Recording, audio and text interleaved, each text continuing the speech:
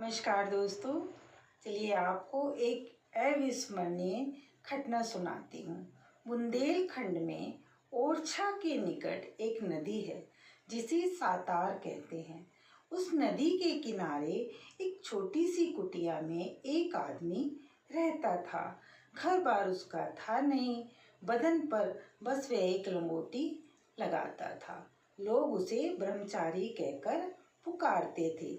आसपास के गांव में जब कोई छोटा मोटा उत्सव होता था तो पूजा पाठ के लिए उसे ले जाते थे। उसने कुछ मंत्र याद कर रखे थे। कुटिया के आसपास घना जंगल था। उस जंगल में तरह तरह के पक्षी चहचहाते रहते थे और जंगली जानवर भी घूमते रहते थे। एक दिन जंगल का बड़ा अधिकारी आया और बोला, ब्रह्मचारी, इधर एक जंगली सुअर आ गया है, उसे मारना है, चलो तुम भी साथ चलो। ब्रह्मचारी ने हाथ जोड़कर कहा, ना ना, मैं नहीं जाऊंगा, मुझे जानवरों से बड़ा डर लगता है।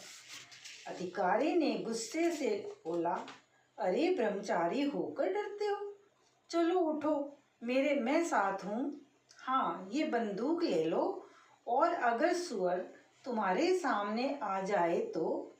अधिकारी की बात को बीच में ही काट कर ब्रह्मचारी ने कहा, मैं क्या करूँगा बंदूक, मुझे तो बंदूक चलाना आता ही नहीं है। अधिकारी बोला, कोई बात नहीं, सुअर तुम्हारे पास आएगा नहीं, अगर आ भी जाए तो बंदूक उल्टी पकड़कर उसकी मूठ उसके सिर पर मार देना।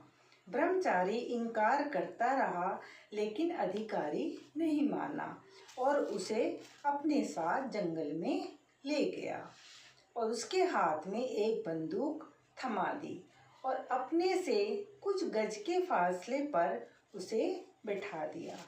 हाका हुआ। हाका मतलब जानवर को भगाने के लिए जो शोर करते हैं उसे हाका कहते हैं। थोड़ी देर में झाड़ियों के बीच से सुअर दौड़ता हुआ आगे आया। अधिकारी ने निशाना साधकर गोली दाग दी, लेकिन सुअर गिरा नहीं। साफ था कि निशाना चूक गया। अब क्या हो, दूसरी गोली चले तब तक वह आगे निकल गया। अधिकारी हैरान था कि अब क्या करे। अचानक उसे बंदूक की आवाज़ सुनाई दी और उसने देखा सुअर कुलाट खाकर धरती पर गिर गया है और छटपटाने लगा है। अधिकारी ने पास जाकर देखा तो वह चक्का रह गया। गोली सुअर के ठीक मर्म स्थल पर लगी थी। अधिकारी को देखकर ब्रह्मचारी वहां आ गया। अधिकारी ने उसकी ओर कड़ी निगाह से देखा तो वह बोला, ये क्या हो गया। सुअर जैसे ही आगे आया कि मेरी तो जान ही सूख गई। हाथ कांपने लगे और बंदूक का घोड़ा दब गया। अधिकारी ने कहा, मुझे बनाने की कोशिश मत करो, सच सच बताओ कि तुम कौन हो। तुम तो अव्वल दर्जे के निशानेबाज हो। सुअर के ठीक वहां पर गोली लगी है जहां लगनी चाहिए थी और यह काम किसी कुशल निशानेबाज का ही हो सकता है। ब्रह्मचारी का चेहरा देखते ही बनता था, मानो अभी एक क्षण में ही वह रो पड़ेगा और बोला, देखो तो अभी तक मेरा दिल कितना धड़क रहा है।